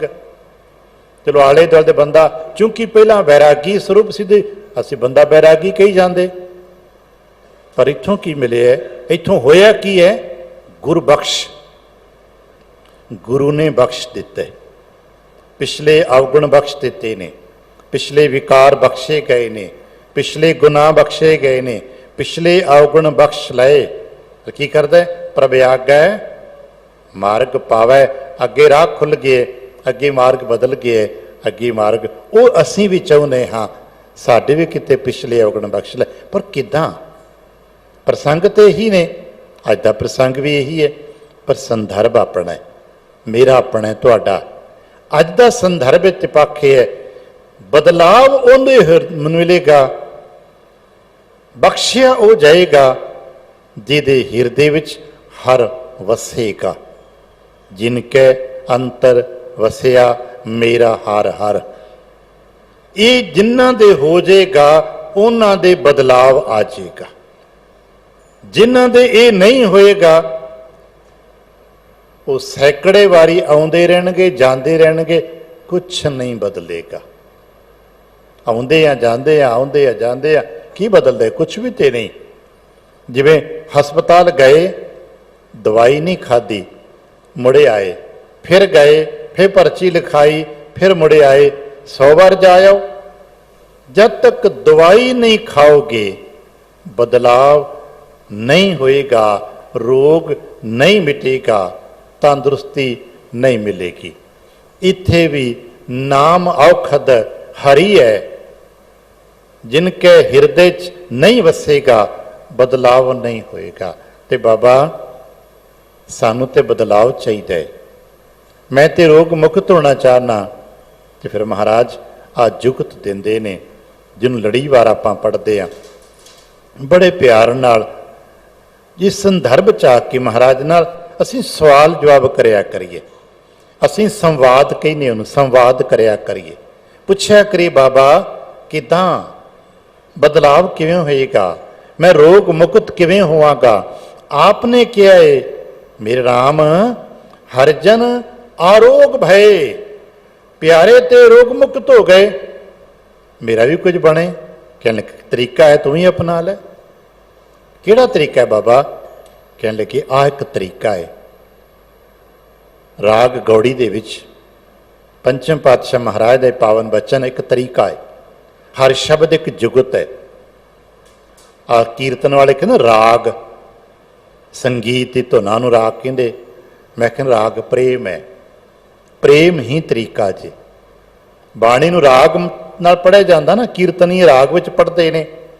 हुण असीं कीर्तन ते नहीं करते ना, मैनूं ते सत्तां सुरां दा ज्ञान नहीं है, मैं बाणी नूं किस तरह राग विच पढ़ां? प्रेम ना पढ़, प्रेम राग है, राग है ना प्रेम, राग का अर्थ प्रेम भी तो है। बाणी प्रेम ना पढ़, प्रेम ना पढ़ांगे तो पता लगेगा, तरीका मिलेगा। हरिनाम नूं हिरदय चरण कमल प्रभ धारे। भाई आ एक तरीका है, जिवें जिसने दवाई कैमिस्ट तो लई, मुख खाधी दवाई अंदर गई, कुछ समय उसनूं दवाई का असर शुरू हो जाएगा। दवाई खाएगा ता ना, ते शब्द, क्योंकि असीं ते शब्द ने जुड़ना ना, शब्द जब तक हिरदे तक नहीं पहुंचेगा उहदा असर नहीं होएगा। याद रखना, दिमाग विच शब्द है, साडे तुहाडे बहुते सारियां दे दिमाग विच शब्द है। जे कोई पुछे तां पढ़ सुनाए कर देने आ। तर्क वितर्क करन वास्ते सानूं तुकां बहुत याद ने। असीं बहुत सारे गुरबाणी की तुकां अपने तर्कां नूं करन वास्ते, दूजे नूं झूठा साबित करन वास्ते आपां करदे रहिने ना। इहदा मतलब दिमाग विच है। हुण ते जेब दे विच भी है, हर मनुख दे जेब दे विच एक छोटा जिहा डिवाइस मोबाइल है, उहदे विच भी है। जेब दे विच डिवाइस के रूप च पा लैण दे नाल किसी छोटे जे कागज़ टोटे ते कुछ अखर लिख के गल विच तवीत पा लैण दे नाल, दौड़े ते बन लैण दे नाल शब्द कि रोग मुक्त हो जाओगे। गोलियां दा पूरा दा पूरा पत्ता ही दौड़े ते बन लो, गल च पाई फिरो कि रोग मुक्त हो जाओगे। ते जवाब है नहीं। फिर किवें? ते जवाब है खाना पएगा, समा देना पएगा, उहदा सिस्टम जो डॉक्टर दा है उन्होंने फॉलो करना पएगा ना। फिर मेरा वैद गुरु गोबिंद है ना, ते अपने वैद गुरु गोबिंदे दा सिस्टम भी ते फॉलो करना पएगा ना। ते वैद गुरु गोबिंद दा सिस्टम की है? उस सिस्टम नूं ही हुक्म कहिंदे ने। वो हुक्म मनना, क्योंकि आपने पढ़िया हुक्म मन्निया होवे परवान। तो हुक्म है हिरदय चरण कमल प्रभ। हिरदे दे विच चरण, गुरु के चरण, गुरु के चरण हिरदे च किवें आ जाणगे भाई? चरण तां पूजे जांदे ने, चरण ते शरीरां दे हुंदे ने, गुरु के चरण किदां?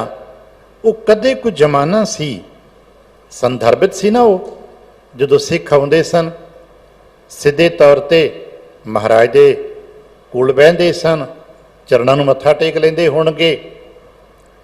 दशमेश तो पहला 9 पातशाही तक महाराज के पावन चरणों में धो के छक भी लेंदे होणगे, चरणामृत बन जाता होएगा। पर अज किवें चलना? अज तो गुरु शरीर नहीं है ना, तो जो गुरु शरीर नहीं है, तो जो शरीर ही नहीं है उहदे चरण केड़े? याद रखना, जो गुरु आकार नहीं है तो फिर चरण भी ऐसे ही होणगे ना जैसा शरीर होवेगा। इसे करके आप की कहने आ, गुरु का कोई रूप नहीं गा, तो फिर की है? गुरु का स्वरूप है। आप कहने ना मत्था टेकदे सुखासन कर दो, प्रकाश कर दो, तो की कहते हो? गुरु ग्रंथ साहिब जी का स्वरूप है। स्वरूप का मतलब कोई पर्टिकुलर आकार नहीं है। ये छोटा भी हो सकता है, ये वड्डा भी हो सकता है। ਬਜ਼ੁਰਗਾਂ ਨੂੰ ਪਤਾ ਹੋਣਾ ਹੈ, ਮਾਚਿਸ ਦੀ ਡੱਬੀ ਜਿਤਨਾ ਸਰੂਪ ਵੀ ਤਿਆਰ ਕੀਤਾ ਗਿਆ ਸੀ, ਉਹਦੇ ਵਿੱਚ ਵੀ ਜਪਜੀ ਸਾਹਿਬ ਲਿਖੀ ਹੋਈ ਸੀ। ਆ ਪਾਵਨ ਬਚਨ ਉਹਦੇ ਵਿੱਚ ਵੀ ਇਸੇ ਹੀ ਅੰਕ ਤੇ ਦਰਜ ਹੋਣਾ ਹੈ। ਆਕਾਰ ਕਿਤਨਾ ਹੈ? ਮਾਚਿਸ ਦੀ ਡੱਬੀ ਜਿਤਨਾ। ਤੁਹਾਡੀ ਜੇਬ ਦੇ ਵਿੱਚ ਇੱਕ ਮੋਬਾਈਲ ਹੈ, ਉਹਦੇ ਚ PDF ਫਾਈਲ ਦੇ ਵਿੱਚ ਸਰੂਪ ਕਿਤਨਾ ਹੈ? ਕਿਤਨੀ ਜਗ੍ਹਾ ਉਹਨੇ ਘੇਰੀ ਹੈ? ਸ਼ਾਇਦ ਮਾਚਿਸ ਦੀ ਡਿੱਬੀ ਤੋਂ ਵੀ ਘੱਟ। ਆ ਪਿਛਲੇ ਦਿਨਾਂ 'ਚ ਸੁਣਿਆ ਸੀ, ਪੜ੍ਹਿਆ ਸੀ, ਆਪ ਨੂੰ ਪਤਾ ਹੋਵੇਗਾ, ਵਿਦੇਸ਼ ਵਿੱਚ ਕਿਸੇ ਨੇ, ਸੰਸਥਾ ਨੇ, ਸੰਗਤਾਂ ਨੇ ਮਿਲ ਕੇ ਮਹਾਰਾਜ ਦਾ ਸਰੂਪ ਤਿਆਰ ਕੀਤਾ, ਸਾਰਿਆਂ ਤੋਂ ਭਾਰ ਆਏ, ਕੁਆਂਟਲਾਂ ਦੇ ਹਿਸਾਬ ਦਾ ਵਜ਼ਨ ਉਹਦਾ।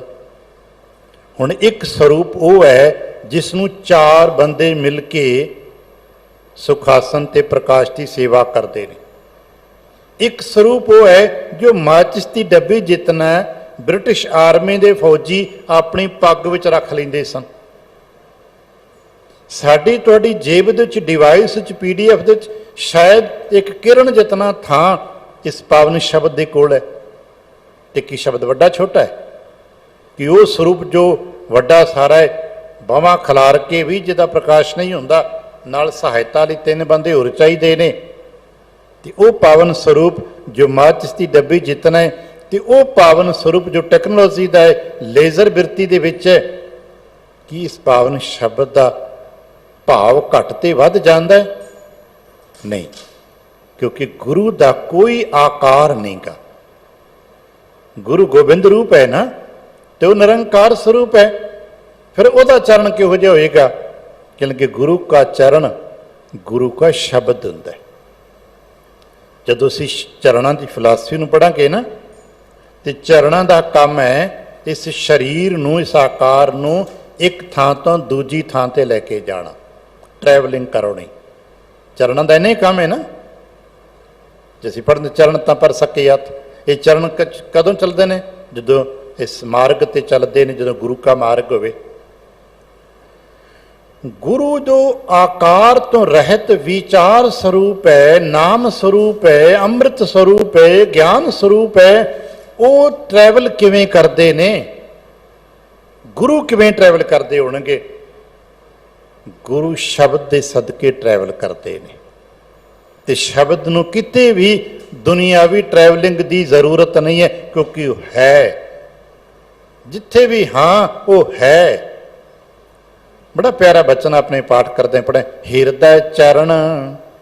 ਹਿਰਦੇ ਵਿੱਚ ਚਰਨ ਹੈ ਕਿ ਸ਼ਬਦ ਸਤ ਗੁਰੂ ਕੋ। ਜਦੋਂ ਹਿਰਦੇ 'ਚ ਗੁਰੂ ਕਾ ਸ਼ਬਦ ਹੈ, ਜਿਸ ਦੇ ਹਿਰਦੇ 'ਚ ਗੁਰੂ ਕਾ ਸ਼ਬਦ ਹੈ, ਉਹਦੇ ਹਿਰਦੇ 'ਚ ਗੁਰੂ ਕੇ ਚਰਨ ਹੈ। ਹੁਣ ਸ਼ਬਦ ਦਾ ਧਿਆਨ ਧਰੇ, ਸ਼ਬਦ ਪ੍ਰਤੀ ਭਾਵ ਤੇ ਪ੍ਰੇਮ ਹੋਵੇ, ਤੇ ਗੁਰੂ ਕੇ ਚਰਨਾਂ ਪ੍ਰਤੀ ਭਾਵ ਤੇ ਪ੍ਰੇਮ ਹੋਵੇ। ਇੱਕ ਸਾਡੀ ਸਾਖੀ ਆਪਣੇ ਪੜ੍ਹੀ ਹੋਣੀ ਆ। 7ਵੇਂ ਪਾਤਸ਼ਾਹ ਕੀਰਤਪੁਰ ਸਾਹਿਬ ਦੀ ਪਾਵਨ ਧਰਤੀ ਤੇ ਬੈਠੇ ਨੇ, ਤੇ ਦੀਵਾਨ ਦੀ ਸੰਪੂਰਨਤਾ ਹੋਈ, ਜਿਹਨੂੰ ਆਪਾਂ ਭੋਗ ਪੈ ਗਿਆ ਕਹਿੰਦੇ ਨੇ। ਮਹਾਰਾਜ ਆਪਣੇ ਆਸਨ ਤੋਂ ਹਿਲ ਨਹੀਂ ਰਹੇ, ਉੱਠ ਨਹੀਂ ਰਹੇ। ਸੇਵਾਦਾਰਾਂ ਕਿਹਾ, ਮਹਾਰਾਜ ਪ੍ਰਸ਼ਾਦੀ ਦਾ ਵਕਤ ਹੋ ਗਿਆ, ਲੰਗਰ ਤਿਆਰ ਹੋ ਗਿਆ ਹੈ, ਆਪ ਜੀ ਪ੍ਰਸ਼ਾਦਾ ਛਕੋਗੇ, ਸੰਗਤ ਛਕੇਗੀ ਨਾ। ਤੇ ਕਹਿਣ ਲੱਗੇ, ਗੋਂਦਾ ਚਰਨ ਛੱਡੇ ਤਾਂ ਉੱਠੀਏ। ਹੁਣ ਪੁੱਛਿਆ, ਗੋਂਦਾ ਕਿੱਥੇ? ਗੋਂਦਾ ਤੇ ਕੀਰਤਪੁਰ ਹੈ ਹੀ ਨਹੀਂ। ਪਤਾ ਲੱਗਾ ਭਾਈ ਗੋਂਦਾ ਉਸ ਸਮੇਂ ਕਾਬਲ ਬੈਠੇ ਨੇ।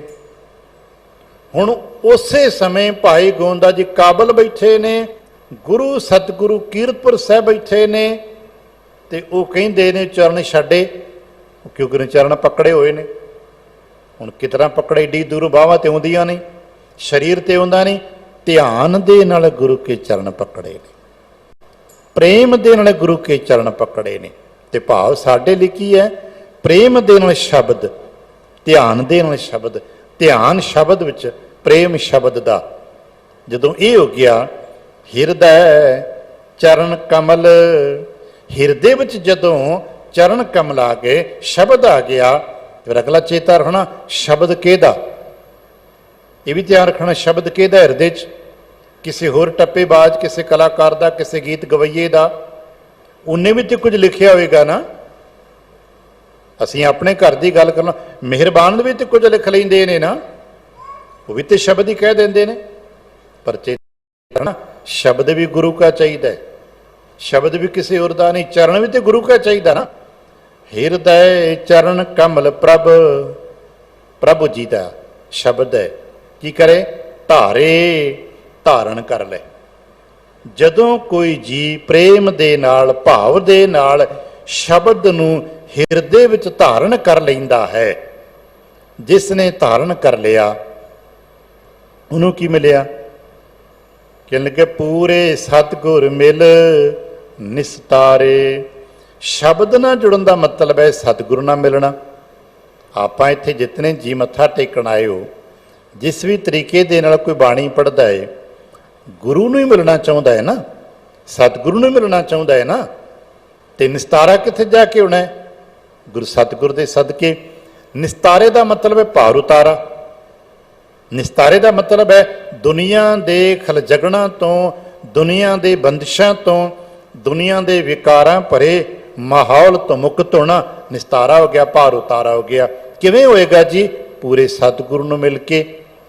ते पूरे सतगुरु नूं मिलण दी जुगत इक्को ही है, सतसंगत मिल रही है माधो। सतसंगत, क्योंकि संगत विच संगत हर प्रभ वसै जियो। संगत विच प्रभु वास्ते ने। जह सतगुर तह सत संगत बनाई। जिथे सत संगत है, सतसंगत विच मिले हो, सतगुरु नूं मिलदे हो। सतसंगत विच मिलदे हो, प्रेम ना बाणी नूं हिरदे च वसा लैंदे हो, ते पूरे सतगुरु नाल मिल जांदे हो। ते जे इना ना होया ते इस मकान च आए ते चले गए, फिर सतगुरु नाल थोड़ा मिले। ਜਿਹੜੇ सतगुरु ਨੂੰ मिले, सतगुरु ਦੇ सदके हिरदे च शब्द आ गया, उन्हों का निस्तारा हो गया, उन्हों का पार उतारा हो गया, वो मुक्त हो गए। मेरे राम हरजन आरोग्य पाए, वो आरोग्यत हो गए। महाराज किदां करिए, असीं किदां करिए? कहने लगे गुण गोबिंद गुण गावो मेरे भाई। जे तुसीं भी चाहुंदे हो कि मैं भी आरोग हो जावां, मेरे हिरदे विच भी शब्द वस जाए, तो एक काम ते करना पैना है। गोबिंद गुण गावो, गुण ते गाने पैने ने। सानू कहा कि आपने पढ़िया होना है, बड़ी बार पढ़िया होना है। जदों पढ़ते हो बंदना हर बंदना गुण गावो गोपाल राय, अज भी कहंदे गुण गावो। किहदे गुण गावां बाबा? गोबिंद गुण गावो मेरे भाई। हे मेरे मित्र, मेरे भाई, वाहिगुरु जी दे गुण गाया कर, क्योंकि ज्यों ज्यों गुण गाएगा त्यों त्यों गुणी निधान तेरे हृदय च वसदा जाएगा। इको एक जुगत है। दवाई खाओगे, रूटीन ना खाओगे, रोज़ खाओगे, बिना नागा खाओगे, तो दवाई का असर शरीर च वसेगा। गोबिंद दे गुण बाणी निता प्रति गाओगे, रूटीन ना गाओगे, बिना नागा गाओगे, तो बाणी का अमृत हिरदे च वसेगा। इस करके गोबिंद गुण गावो मेरे भाई। बाबा कित्थे गाया करा, किदां गाया करा? कला बह के गावां? नहीं, समझ नहीं आता। कहने लगे मिल साधु। गोबिंद दे गुण गाउण वास्ते साधु संगत जल आ जाया कर। साधु संगत विच की कहंदे? गुणी ते गाउंदे हो। आसा की वार दा कीर्तन है, गोबिंद दे गुणी ते गा रहे हो। सारा दिन कीर्तन गोबिंद दे गुणी ते गा रहे हो। संध्या नूं आरती कीर्तन है, गोबिंद दे गुणी ते गा रहे हो। पर कित्थे? मिल साधु। ते जे किते साधु नूं मिल जाए, प्यारिਆਂ ਨੂੰ मिल जाए, उन्होंने जिन्हें अपने आप ਨੂੰ साध लिया है, साधे साधे साधे शुद्धता ते पहुँच गए ने। मिल साधु हर नाम ध्याई। महाराज कह लगे मैं ते कीता, असां ते कीता भाई, तुसीं भी कर लो। तो जो गुरु महाराज कहते असीं कीता वो तुसीं भी कर लो। कह लगे असीं भी गुरु नूं मिल के गुण गाए ने, तुसीं भी गुरु नूं मिल के गुण गा लो, क्योंकि गुरु साधु का रूप है, साधु गुरु का रूप है। की होएगा अगर कोई जी साधु गुरु नूं मिल के, गुरु साधु नूं, जिन्हों गुरु संत कहते हो, आपां पाठ करते करते पढ़ने भाग होआ गुरु संत मिलाया। अगर कोई जी गुरु साधु नूं मिल के गोबिंद दे गुण गाउण लग पैंदा है, तो उहदे हिरदे च ਨਾਮ ਵਸ ਜਾਂਦਾ ਹੈ। ਫਿਰ ਕੀ ਹੁੰਦਾ ਬਾਬਾ? ਕਹਿਣ ਲੱਗੇ ਫਿਰ ਦੁਲੱਭ ਦੇ ਹੋਈ ਪਰਵਾਨ। ਜੇ ਗੋਬਿੰਦ ਦੇ ਗੁਣ ਨਹੀਂ ਗਾਏ ਤੇ ਇਹ ਦੇਹੀ ਕੀ ਪ੍ਰਵਾਨ ਹੋ ਜਾਏਗੀ? ਅਸੀਂ ਸਾਖੀ ਤੇ ਕਈ ਵਾਰ ਸੁਣੀ ਪੜੀ ਹੈ ਨਾ ਕਿ ਕਿਸੇ ਬਘਿਆੜ ਨੇ ਮ੍ਰਿਤਕ ਨੂੰ ਦੇਖਿਆ ਤੇ ਕੁਲ ਚਲਾ ਗਿਆ, ਤੇ ਪੈਰ ਸੁੰਘਦਾ, ਹੱਥ ਸੁੰਘਦਾ, ਨੱਕ ਸੁੰਘਦਾ, ਮੂੰਹ ਸੁੰਘਦਾ, ਸਾਰੇ ਸਰੀਰ ਨੂੰ ਸੁੰਘਣ ਤੋਂ ਬਾਅਦ ਵਿੱਚ ਖਾਣਾ ਛੱਡ ਜਾਂਦਾ, ਨਹੀਂ ਖਾਂਦਾ। ਪੁੱਛਿਆ ਸੇਵਕ ਨੇ, ਬਾਬਾ ਇਹ ਬਘਿਆੜ ਤੇ ਮੁਰਦਾਰ ਖਾ ਲੈਂਦਾ, ਇਹਨੇ ਇਸ ਦਾ ਸਰੀਰ ਕਿਉਂ ਨਹੀਂ ਖਾਦਾ? ਤੇ ਜਵਾਬ ਮਿਲਿਆ, ਭਲਿਆ ਉਹਨੇ ਚੇਤਨ ਸੀ, ਜੀਵਨ ਬਘਿਆੜ ਦਾ ਹੈ ਪਰ ਰੂਹ ਚੇਤਨ ਹੈ। ਉਹਨੇ ਵੇਖਿਆ ਕਿਤੇ ਖਾਣ ਯੋਗ ਹੈ, ਕਿਤਨਾ ਯੋਗਤਾ ਪ੍ਰਾਪਤ ਹੋਈ। ਕਹਿਣ ਲੱਗੇ ਨੇ ਦੇਖਿਆ, ਸੁੰਘ ਕੇ ਦੇਖਾਂ ਇਹਦੇ ਸਰੀਰ ਤੋਂ ਕਿਤੇ ਇਹਦੇ ਗੁਰੂ ਦੇ ਕਿਸੇ ਮੰਤਰ ਦੀ, ਗੁਰੂ ਮੰਤਰ ਦੀ ਖੁਸ਼ਬੂ ਆਉਂਦੀ, ਇਹਨੇ ਰਸਨਾ ਥੀ ਕਿਤੇ ਗੁਰਮੰਤਰ ਜਪਿਆ ਨਹੀਂ। ਕਦੇ ਚਲੋ ਚੱਲ ਕੇ ਸੰਗਤ ਵਿੱਚ ਗਿਆ ਹੋਵੇਗਾ, ਉਹਨੇ ਪੈਰ ਸੁੰਘੇ, ਕਿਤੇ ਸੰਗਤ ਦੀ ਖੁਸ਼ਬੂ ਹੈ ਨਹੀਂ। ਹੱਥੀਂ ਕਿਸੇ ਨੂੰ ਪਾਣੀ ਦਾ ਘੋਟੀ ਪਿਆਇਆ ਹੋਵੇ, ਹੱਥਾਂ 'ਚ ਕਿਤੇ ਸੇਵਾ ਦੀ ਖੁਸ਼ਬੂ ਹੈ ਨਹੀਂ। ਤੇ ਜਦੋਂ ਕੋਈ ਖੁਸ਼ਬੂ ਨਹੀਂ ਆਈ, ਉਹ ਛੱਡ ਕੇ ਚਲਾ ਗਿਆ, ਪ੍ਰਵਾਨ ਨਹੀਂ ਕੀਤੀ। ਚਲੋ ਤੇ ਇੱਕ ਸਾਖੀ ਹੈ, ਸਾਡਾ ਸਰੀਰ ਕਿਹੜੇ ਖਾਤੇ ਪਏਗਾ? ਤੁਸਾਂ ਤੇ ਪੜ੍ਹਿਆ ਹੋਣਾ, ਇਹ ਸਰੀਰਾ ਮੇਰਿਆ ਇਸ ਜਗ ਮੈਂ ਆਏ ਕੇ ਕਿਆ ਤੁਧ ਕਰਮ ਕਮਾਇਆ, ਕੇ ਕਰਮ ਕਮਾਇਆ ਤੁਧ ਸਰੀਰਾ ਜਾਂ ਤੂੰ ਜਗ ਮੈਂ ਆਇਆ। ਕੀ ਕੀਤਾ ਹੀ? ਅਸੀਂ ਕਹਾਂਗੇ ਜੰਮੇ ਆ, ਵੱਡੇ ਹੋਏ ਆ, ਪੜ੍ਹ ਗਏ ਆ, ਇੰਨਾ ਪੜ੍ਹ ਗਏ ਆ, ਇੰਨੀ ਕਥਾ ਕਰ ਲੈਂਦੇ ਆ। ਕਹਿੰਦੇ ਬਥੇਰੇ ਕਰ ਲੈਂਦੇ ਨੇ, ਟੇਪ ਰਿਕਾਰਡ ਦਾ ਇੱਕ ਬਟਨ ਦੱਬਦੇ ਉਹ ਵੀ ਬੋਲੀ ਜਾਂਦਾ। ਸਰੀਰ ਪ੍ਰਵਾਨ ਦਾ ਮਤਾ ਪਾਵੇ, ਜਦੋਂ ਸਰੀਰ ਨੂੰ ਲੈ ਕੇ ਇੱਥੇ ਆਏ ਹੋ, ਕੀ ਵਾਕਿਆ ਹੀ ਪ੍ਰਵਾਨ ਹੋਏ ਆ? ਤੇ ਪ੍ਰਵਾਨ ਉਹੀ ਹੋਏਗਾ ਜਿਸ ਹਿਰਦੇ ਦੇ ਵਿੱਚ ਸ਼ਬਦ ਹੋਏਗਾ, ਉਹੀ ਸਰੀਰ ਪ੍ਰਵਾਨ ਹੈ। ਨਹੀਂ ਤੇ ਫਿਰ ਠੀਕ ਹੈ, ਬਥੇਰੀ ਦੁਨੀਆ ਆਉਂਦੀ ਹੈ ਤੇ ਬਥੇਰੀ ਚਲੀ ਜਾਂਦੀ ਹੈ। ਗੁਰ ਸੰਗਤ ਦੇ ਸਦਕੇ ਜਦੋਂ ਸਰੀਰ ਲੈ ਕੇ ਕੋਈ ਸੰਗਤ ਵਿੱਚ ਆਉਂਦਾ ਹੈ, ਦੁਲੱਭ ਦੇ ਹੋਈ ਪ੍ਰਵਾਨ। ਪ੍ਰਵਾਨਗੀ ਦਾ ਫਿਰ ਮਿਲਿਆ ਕੀ ਉਹਨੂੰ? ਮੰਨ ਲਿਆ ਆਪਾਂ ਪ੍ਰਸ਼ਾਦ ਲੈ ਕੇ ਆਏ, ਆਪਾਂ ਕਹਿੰਦੇ ਦੇਗ ਪ੍ਰਵਾਨ ਕਰਿਓ, ਪ੍ਰਵਾਨਗੀ ਹੋ ਗਈ। ਪੁਰਾਣੇ ਬਜ਼ੁਰਗਾਂ ਦਾ ਇੱਕ ਸੰਕਲਪ ਸੀਗਾ, ਸੁਣਿਆ ਅਸਾਂ ਨੇ, ਆਪ ਨੇ ਵੀ ਸੁਣਿਆ ਹੋਣਾ। ਅਖੇ ਪੰਜਾ ਸਾਹਿਬ ਕੇ ਲੋਕ ਦੇਗ ਲੈ ਕੇ ਆਉਂਦੇ ਸੀ ਤੇ ਪੰਜੇ ਦਾ ਨਿਸ਼ਾਨ ਲੱਗਦਾ ਸੀ। ਬਜ਼ੁਰਗਾਂ ਤੋਂ ਅਸੀਂ ਸੁਣਿਆ, ਦੇਖਿਆ ਤੇ ਨਹੀਂ। ਪ੍ਰਵਾਨ ਹੋ ਗਿਆ। ਅੱਜ ਪ੍ਰਤੀਕ ਵਜੋਂ ਅਸੀਂ ਕਿਰਪਾਨ ਭੇਟ ਕਰਦੇ, ਪ੍ਰਵਾਨ ਹੋ ਗਈ। ਕੁਛ ਤੇ ਨਿਸ਼ਾਨ ਮਿਲਦਾ ਹੈ ਨਾ ਪ੍ਰਵਾਨਗੀ ਦਾ। ਇੱਥੇ ਕੀ ਮਿਲੇਗਾ? ਕਹਿਣ ਲੱਗੇ ਸਤਿਗੁਰ ਤੇ ਪਾਇਆ ਨਾਮ ਨਿਸ਼ਾਨ। ਦੇਹੀ ਪ੍ਰਵਾਨ ਹੋਈ, ਮੈਨੂੰ ਕੀ ਮਿਲਿਆ? ਕਹਿ ਲੱਗੇ ਤੈਨੂੰ ਨਾਮ ਦਾ ਨਿਸ਼ਾਨ ਮਿਲੇਗਾ। ਨਾਮ ਦਾ ਨਿਸ਼ਾਨ ਦਸਤਖਤ। ਆ ਕਦੇ ਕਦੇ ਕਾਗਜ਼ਾਂ ਨੂੰ ਇੱਕ ਸਟੇਟ ਤੋਂ ਦੂਜੀ ਸਟੇਟ ਲੈ ਕੇ ਜਾਂਦੇ ਤਾਂ ਕੀ ਕਹਿੰਦੇ? Counter sign. ਜਦ ਤੱਕ ਉਹ ਨਿਸ਼ਾਨ ਨਾ ਪਿਆ ਹੋਵੇ, ਤੁਹਾਡਾ ਕਾਗਜ਼ ਦੂਜੀ ਸਟੇਟ ਪ੍ਰਵਾਨ ਨਹੀਂ ਹੁੰਦਾ। ਇਸ ਲੋਕ ਤੋਂ ਪਰਲੋਕ ਵਿੱਚ ਜਾਣਾ ਹੈ, ਸਰੀਰ ਤੇ ਇੱਥੇ ਰਹਿ ਜਾਣਾ ਹੈ, ਪਰ ਮੈਨੂੰ ਜਾਣਾ ਪੈਣਾ ਹੈ। ਮੇਰੀ ਪ੍ਰਵਾਨਗੀ ਉੱਥੇ ਦਰਗਾਹ 'ਚ ਕਦੋਂ ਹੋਏਗੀ? ਜਦੋਂ ਇਸ ਹਿਰਦੇ ਤੇ ਸਤਿਗੁਰ ਦਾ ਨਿਸ਼ਾਨ ਮਿਲੇਗਾ। ਸਤਿਗੁਰ ਦੀ, ਜਿਹਨੂੰ ਪੰਜਾਬੀ 'ਚ ਕਹਿੰਦੇ ਮੋਹਰ ਲੱਗ ਜੇਗੀ। ਤਾਈ ਉੱਤੇ ਕਹਿੰਦੇ ਨੇ, ਡੱਲਾ ਜੀ ਨੂੰ ਕਿਹਾ ਸੀ ਦਸ਼ਮੇਸ਼ ਨੇ, ਪੰਚਾਂ ਤੋਂ ਮੋਹਰ ਲਗਵਾਏਗਾ ਤੇ ਇੱਥੇ ਥਾਂ ਮਿਲੇਗਾ। ਸਤਿਗੁਰ ਤੇ ਪਾਇਆ ਨਾਮ ਨਿਸ਼ਾਨ।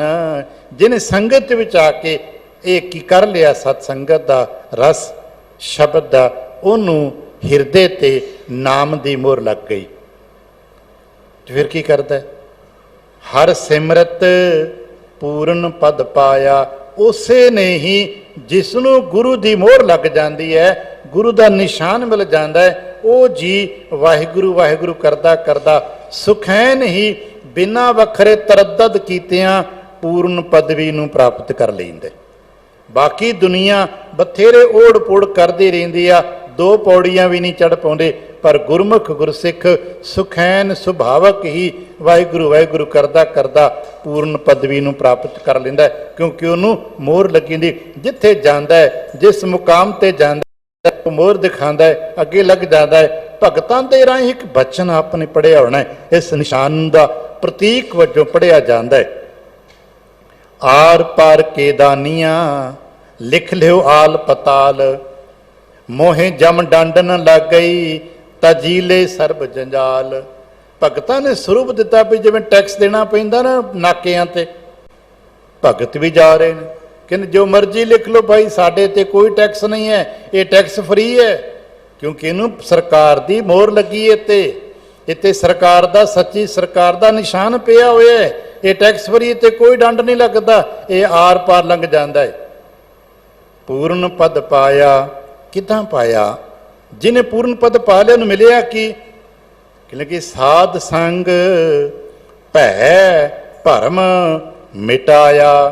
ਕਿਉਂਕਿ ਸਾਧ ਸੰਗਤ ਵਿੱਚ ਆ ਕੇ ਫਿਰ ਇੱਕ ਬੇਨਤੀ ਕਰਦੇ ਹਾਂ, ਇੱਥੇ ਸਰੀਰਾਂ ਦਾ ਬਦਲਾਵ ਨਹੀਂ ਹੁੰਦਾ ਕਿ ਅਸੀਂ ਛੋਟੇ ਹਾਂ ਤੇ ਬਹੁਤ ਵੱਡੇ ਹੋ ਜਾਵਾਂਗੇ, ਮਧਰਾ ਕੱਦ ਹੈ ਤੇ ਲੰਮੀਰਾ ਹੋ ਜਾਏਗਾ, ਬੜਾ ਮੋਟਾ ਹੈ ਤੇ ਪਤਲਾ ਹੋ ਜਾਏਗਾ, ਪਤਲਾ ਤੇ ਮੋਟਾ ਹੋ ਜਾਏਗਾ, ਕਾਲਾ ਤੇ ਗੋਰਾ ਹੋ ਜਾਏਗਾ। ਇੱਦਾਂ ਨਹੀਂ ਜੀ ਹੁੰਦਾ। ਮਿਟਦਾ ਹੈ, ਬਦਲਾਵ ਹੁੰਦਾ ਹੈ, ਪਰ ਕੀ ਹੁੰਦਾ ਹੈ? ਉਹਨੂੰ ਨਿਰਭੈ ਪਦਵੀ ਮਿਲ ਜਾਂਦੀ ਹੈ। ਕਿਉਂਕਿ ਇੱਥੇ ਮਿਟਦਾ ਹੀ ਦੋ ਹੀ ਚੀਜ਼ਾਂ ਨੇ ਜਿਹੜੀਆਂ ਸਾਡੇ ਜੀਆਂ ਦੇ ਉੱਤੇ ਪ੍ਰਭਾਵ ਪਾਉਂਦੀਆਂ ਨੇ ਤੇ ਸਾਡਾ ਅਧਿਆਤਮਕ ਵਿਕਾਸ ਨਹੀਂ ਹੋ ਪਾਉਂਦਾ। ਉਹਨਾਂ ਚੋਂ ਸਭ ਤੋਂ ਇੱਕ ਹੈ ਭੈ ਤੇ ਇੱਕ ਹੈ ਭਰਮ। ਸੰਸਾਰ ਦੇ ਪਤਾ ਨਹੀਂ ਕਿਤਨੇ ਕੁ ਭਰਮ ਸਾਡੇ ਤੇ ਪਏ ਨੇ, ਪਤਾ ਨਹੀਂ ਕਈ ਪ੍ਰਕਾਰ ਦੇ ਭਰਮ ਅਸਾਂ ਪਾਲੇ ਹੋਏ ਨੇ। ਤੇ ਭਰਮ ਦੀ ਵਿਆਖਿਆ ਤੇ ਬਹੁਤ ਵਾਰ ਆਪਨੇ ਪੜ੍ਹੀ ਸੁਣੀ ਤੇ ਗੁਰਬਾਣੀ ਚ ਕਿ ਜੈਸਾ ਮਾਨੀਐ ਹੋਏ ਨਾ ਤੈਸਾ, ਇਹ ਭਰਮ ਹੈ। ਜੈਸੀ ਅਸੀਂ ਮਾਨਤਾ ਬਣਾ ਲਈ ਹੈ, ਅਸਲੀਅਤ ਵਿੱਚ ਵੈਸਾ ਨਹੀਂ ਹੈ। ਅਸੀਂ ਜੋ ਮਾਨਤਾ ਮੁਤਾਬਕ ਕਰੀ ਜਾ ਰਹੇ ਹਾਂ, ਅਸਲੀਅਤ ਵਿੱਚ ਜੋ ਕੁਝ ਹੋਰ ਹੈ, ਇਹ ਭਰਮ ਹੈ। ਉਸ ਭਰਮ ਦੇ ਸਦਕੇ ਕੀ ਪ੍ਰਗਟ ਹੁੰਦਾ? ਭੈ ਪ੍ਰਗਟ ਹੁੰਦਾ। ਜਿਹਨੂੰ ਦਾਨਿਆਂ ਨੇ, ਸਿਆਣਿਆਂ ਨੇ ਸੋਰਠ ਰਾਗ ਦੇ ਇੱਕ ਵਾਰ ਦੀ ਨਹੀਂ ਕਿ ਸੰਕੇਤਕ ਜ਼ਿਕਰ ਚ ਦਰਸ਼ਨ ਵੀ ਕਰਾਇਆ ਕਿ ਭਾਈ ਸ਼ਾਮ ਦਾ ਹਨੇਰਾ ਹੈ, ਸਾਹਮਣੇ ਇੱਕ ਰੱਸੀ ਪਈ ਹੋਈ ਹੈ, ਰੱਸੀ ਚ ਕੀ ਹੈ? ਉੱਥੇ ਸੱਪ ਦਾ ਭਰਮ ਪੈ ਗਿਆ। ਸੱਪ ਨਹੀਂ ਹੈ, ਉਹ ਰੱਸੀ ਹੈ, ਪਰ ਉਹਦਾ ਆਕਾਰ ਅੱਜਕੱਲ ਸ਼ੇਪ ਕਹੀਏ, ਉਹਦਾ ਵਿੰਗਾ ਜਾਂ ਆਕਾਰ, ਵਿੰਗੀ ਦੀ ਸ਼ੇਪ ਇੱਕ ਸੱਪ ਦਾ ਭਰਮ ਪੈਦਾ ਕਰਦੀ ਹੈ। ਤੇ ਸੱਪ ਦਾ ਭਰਮ ਪੈਦਾ ਹੁੰਦਿਆਂ ਹੀ ਮਨ ਵਿੱਚ ਭੈ ਆ ਗਿਆ। ਹੁਣ ਇਹ ਯਾਤਰਾ ਨਹੀਂ ਕਰੇਗਾ, ਅਟਕਿਆ ਰਹੇਗਾ, ਡਰਿਆ ਰਹੇਗਾ, ਪੁਕਾਰੀ ਜਾਏਗਾ, ਕੰਬੀ ਜਾਏਗਾ, ਪਰ ਯਾਤਰਾ ਨਹੀਂ ਕਰੇਗਾ ਕਿਉਂਕਿ ਇਹਦੇ ਅੰਦਰ ਭੈ ਪੈਦਾ ਹੋ ਗਿਆ। ਤੇ ਭੈ ਕਿਉਂ ਪੈਦਾ ਹੋਇਆ? ਕਿਉਂਕਿ ਇਹਦੇ ਭਰਮ ਪੈਦਾ ਹੋ ਗਿਆ। ਸੰਗਤ ਵਿੱਚ ਆ ਕੇ ਇਹ ਭਰਮ ਮਿਟਦਾ ਹੈ। ਕੋਈ ਸਿਆਣਾ ਮਿਲਿਆ, ਉਹਨੇ ਰੋਸ਼ਨੀ ਕੀਤੀ, ਉਹਨੂੰ ਪਤਾ ਸੀ ਭਈ ਇੱਥੇ ਸੱਪ ਨਹੀਂ ਗਾ, ਇੱਥੇ ਤਾਂ ਰੱਸੀ ਹੈ, ਉਹਨੇ ਭਰਮ ਮਿਟਾ ਦਿੱਤਾ। ਉਹਨੇ ਕਿਹਾ ਤੇ ਰੱਸੀ ਹੈ, ਰੱਸੀ ਦਾ ਭਰਮ ਪੈ ਮਿਟ ਗਿਆ। ਤੇ ਰੱਸੀ ਦਾ ਭਰਮ, ਸੱਪ ਦਾ ਭਰਮ ਮਿਟਦਿਆਂ ਹੀ ਭੈ ਉੱਡ ਗਿਆ। ਹੁਣ ਭੈ ਨਹੀਂ ਹੈ, ਹੁਣ ਸੁਖ ਤੁਰ ਪਿਆ, ਹੁਣ ਯਾਤਰਾ ਤੇ ਚਲਾ ਗਿਆ, ਆਪਣੀ ਮੰਜ਼ਿਲ ਤੇ ਚਲਾ ਗਿਆ। ਸੰਗਤ ਵਿੱਚ ਆ ਕੇ ਸਾਡੇ ਭਰਮ ਮਿਟਦੇ ਨੇ। तमाम प्रकार के आप भरम पा बैठे, इत्थे पता नहीं सतगुरु के संग कोई भरम नहीं करना पाई। गुरु के हुक्म ते तुरे जाओ, गुरु दसी जाते ने तो तुरे जा, कोई भरम ना करी। ते जो भरम नहीं करेगा तो कोई भै नहीं पैदा होएगा। साध संग भै भरम मिटाया, जिहदा भै मिट गया, भरम मिट गया, उही मंजिल ते पहुंचेगा। इस करके फिर की करिए, कहने लगे जदों भरम मिट गया, भै मिट गया, हुण भरम दा पड़दा मिट गया, ते जत कत देखाओ तत रहा समाए। कहने लगे महाराज हुण ते जीवन का आनंद आ गया, राह दा तुरन दा मजा ही आ गया, क्योंकि तुसां भरम मिटाता। इत्थे सप नहीं कोई, इत्थे माया नागणी तेरे लिए नहीं है, किन्हां लई? लोकां लई होएगी। तेरे को गुरु का ज्ञान है, तेरे को गुरुमुख गारुड़ मंत्र है, तेरे लिए सप दा कोई डर नहीं, तू तुरिया जा। ते बस हुण जिधर देखदा है हरकत देखा, इधर भी देखिया, उधर भी देखिया, इधर देखिया, क्या देखिया? सब गोबिंद है, सब गोबिंद है, गोबिंद बिन नहीं कोई। असी देखिया ना भाई कन्हैया जी जदों तुरदे ने संसार दे राह ते, कोई भै नहीं, फौज वड़ी जाते ने, कोई भरम नहीं, कौन है नहीं, कौन किनू देखते ने? केवल गोबिंद गुरु गोबिंद सिंह का रूप देखते हैं। हर थान ते गुरु का रूप नज़र आ रहे हैं। अज भी वो अवस्था मिलती है जिन्हें हिरदे शांत हो जाते ने, जिन्हां दे हिरदे च जिनकै हिरदय वसिया मेरा हर हर, वो ये कह सकता है जत कत देखाओ तत रहा समाए।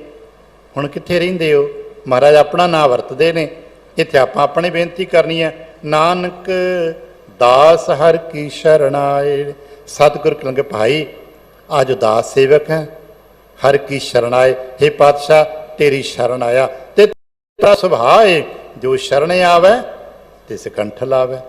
हुण शरण ते आउणा पैना है, जे अंदर दे रोग मिटाने ने, जे मुक्त होना है, जे पूर्ण पदवी नूं प्राप्त करना है तो शरण ते आउणा पैना है। जो शरण आएगा उन्हों ही कंठ लाया जाएगा। गुरुदेव किरपा करन आपां शरण प्राप्त कर लईए, क्योंकि शरण च आवांगे तां ही ते कुछ गल कर पावांगे ना, तां ही तो कोई बेनती कर पावांगे ना, अपनी अरदास कर पावांगे। जे शरण विच ही ना आए तो बाहर तुरे फिरदे सैकड़े जी तुरे फिरदे ने, लखां जी आउंदे ने, लखां जी तुरे जांदे ने, पर जो शरण आ जाता है फिर उन्होंने पालना, क्योंकि तो सुभाव शरणागत सी बन जाइए तो शरण पालक है। शरण राखन जोग आपने सवेरे सवेरे पाठ कीर्तन, शरण जोग सुन शरणी आए। हे सच्चे पातशाह मैं सुनिया तुसी शरण च रख लेंदे हो, इस करके आप दी शरण आ गया।